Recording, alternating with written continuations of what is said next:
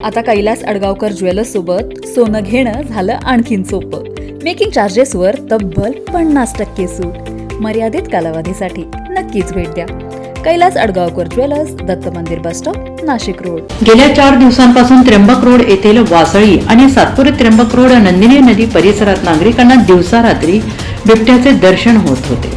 या परिसरात अंदाजे 14 ते 15 वर्षाच्या टग्या नावाने सुपरिचित असलेल्या बिबट्याचे वन विभागाकडून रेस्क्यू टीम समोर अखेरचा श्वास घेत नैसर्गिक मृत्यू झाल्याची घटना घडली. वासळी गावा अलीकडे त्र्यंबक रोड नंदिनी नदी पुलाखाली पाण्याजवळील झुडपात बिबट्या नागरिकांना दिसला. याबाबत वन विभागांना माहिती दिल्यानंतर वन विभागाचे टीम येथे बिबट्याचे रेस्क्यू करण्यासाठी टीम गेली होती आणि यावेळी बिबट्या थकलेल्या अवस्थेत दिसला. रेस्क्यू करण्यासाठी पथक जागेवर पोहोचले असता टग्या बिबट्याने वन विभागाच्या टीम समोर अखेरचा श्वास सोडला.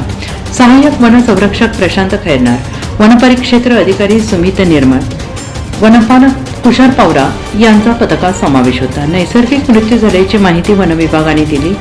NCN न्यूजसाठी प्रतिनिधी सिद्धार्थ लोखंडे, सातपूर.